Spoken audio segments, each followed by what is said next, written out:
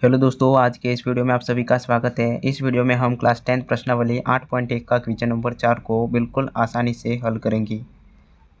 चलिए तो क्वेश्चन को हल करते हैं। क्वेश्चन है अपना, यदि 15 कोट ए बराबर 8 हो तो साइन ए और सेक ए का मान ज्ञात कीजिए। उम्मीद करता है ये क्वेश्चन आपको बहुत अच्छे से समझ में आ जाएगा।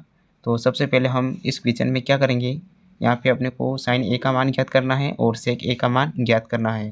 तो सबसे पहले अपने को जो दिया है उसको लिख देते हैं। ठीक है, तो यहाँ पे 15 कोट ए बराबर 8 दिया है। ठीक है, तो यहाँ पे क्या लिख देंगे, दिया है 15 कोट ए बराबर 8। ठीक है, तो यहाँ से हम कोट ए का मान निकाल देंगे। तो कोट ए का मान क्या हो जाएगा, 8/15 होगा। ठीक है, कोट ए बराबर 8/15, क्योंकि ये इंटू में है तो बराबर की दूसरी तरफ जाएगा तो बट्टे में जाएगा। ठीक है, तो कोट ए का मान अपने को प्राप्त हुआ है 8/15। और इसमें कोट ए का सूत्र क्या होता है वो अपने को पता होना चाहिए। तो कोट ए का सूत्र होता है अपना आधार बटे लंब। तो यहाँ पे लिख देते हैं आधार बटे लंब। हो गया। अब यहाँ पे इसका मतलब क्या हुआ, जो 8 है वो अपना आधार का मान है और 15 है वो लंब का मान है। ठीक है, और हमें साइन ए का मान ज्ञात करना है और सेक ए का मान ज्ञात करना है। तो सबसे पहले अपने को आधार का मान पता है और लंब का मान पता है, तो कर्ण का मान भी अपने को पहले निकालना पड़ेगा। और कर्ण का मान कैसे निकालेंगे, अपन एक समकोण त्रिभुज बना लेंगे और उसमें से अपन कर्ण का मान पता करेंगे। ठीक है, तो यहाँ पे एक समकोण त्रिभुज बनाते हैं।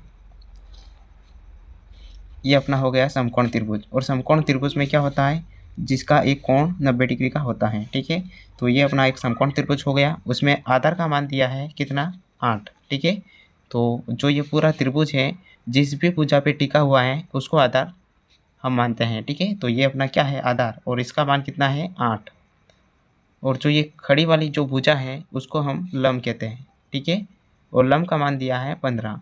इसी प्रकार से यहाँ पे जो 90 डिग्री के कोण के सामने जस्ट सामने वाली जो भुजा होती है वो अपनी क्या होती है, कर्ण।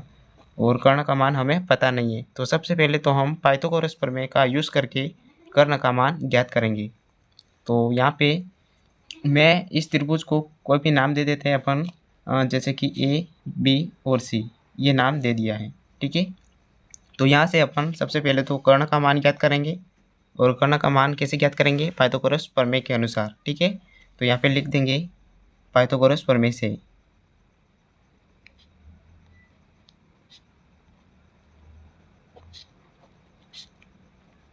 और पाइथागोरस प्रमेय क्या होती है, कर्ण का स्क्वायर ये होता है आधार का स्क्वायर और लंब का स्क्वायर के योग के बराबर होगा। ये पाइथागोरस प्रमेय होती है। ठीक है, कर्ण का स्क्वायर, आधार का स्क्वायर और लंब के स्क्वायर, इन दोनों के योग के बराबर होता है कर्ण का स्क्वायर। यहाँ पर अपने को कर्ण का मान ज्ञात करना है और यहाँ पे क्या है, कर्ण का स्क्वायर। तो स्क्वायर अपने को कर्ण का स्क्वायर नहीं ज्ञात करना है, अपने को ज्ञात करना है कर्ण का मान। ठीक है, तो यहाँ पे जो स्क्वायर है उसको हटा देंगे और यहाँ पे स्क्वायर को हटाएंगे तो इस पूरे के ऊपर क्या चढ़ेगा, अंडर रूट। ठीक है, यानी कि कर्ण बराबर क्या होगा, यहाँ पे पूरे के ऊपर अंडर रूट आएगा, अंडर रूट आधार का स्क्वायर और प्लस इधर होगा लंब का स्क्वायर। ठीक है, तो ये अपना हो गया कर्ण बराबर अंडर रूट आधार का स्क्वायर प्लस लंब का स्क्वायर। और हमें ये पता है लंब का मान और आधार का मान, दोनों का मान अपने को पता है। तो आधार के स्थान पे आधार का मान रख देंगे और लंब के स्थान पे लंब का मान रख देना है। ठीक है, तो फिर इसको सॉल्व करेंगे तो कर्ण का मान पता हो जाएगा। ठीक है, तो कर्ण बराबर क्या होगा, अंडर रूट आधार का मान कितना है, 8। ठीक है, तो यहाँ पे लिख देंगे 8 का स्क्वायर, फिर यहाँ पे प्लस, फिर लंब का मान है 15। ठीक है, तो 15 का स्क्वायर हो जाएगा। अब यहाँ पे आगे सॉल्व करेंगे तो कर्ण बराबर 8 का स्क्वायर कितना होता है, 64, और 15 का स्क्वायर होता है 225। अब यहाँ पे 64 और 225 को ऐड कर देंगे तो कर्ण बराबर क्या होगा, अंडर रूट यहाँ पे 4 और 5 कितना होता है, 9, और 2 और 6 8 हो जाएगा। और यहाँ पे 2 पहले से है, ठीक है। यानी कि 225 और 64 को ऐड करेंगे तो 289 आएगा। और ये आपको सभी को पता होगा 289 है वो 17 का स्क्वायर है, ठीक है। यानी कि 17 का वर्ग है 289। तो अपन इसको क्या लिख सकते हैं, कर्ण बराबर अंडर रूट 17 का स्क्वायर, और स्क्वायर से अंडर रूट हट जाएगा, यानी कि कर्ण का मान कितना होगा 17, ठीक है। ये अपना कर्ण का मान प्राप्त हो गया है। उम्मीद करता ये कर्ण का मान आपको निकालना अच्छे से समझ में आ गया होगा। अब अपन और उसके आगे सॉल्व करेंगे। यहाँ पे कर्ण का मान अपने को 17 प्राप्त हुआ है, तो यहाँ पे 17 लिख देंगे, ठीक है। अब यहाँ पे अपने को साइन ए का मान ज्ञात करना है और सेक ए का मान ज्ञात करना है। तो सबसे पहले हम साइन ए का मान ज्ञात कर देते हैं। और साइन ए का मान ज्ञात करने से पहले साइन थीटा का जो सूत्र होता है वो अपने को पता होना चाहिए, ठीक है।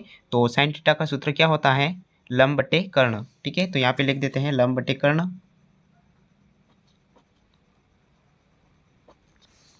और अपने को आधार यहाँ पे जो ए दे रखा है और उसके माध्यम से अपने को आधार को मानना है, ठीक है।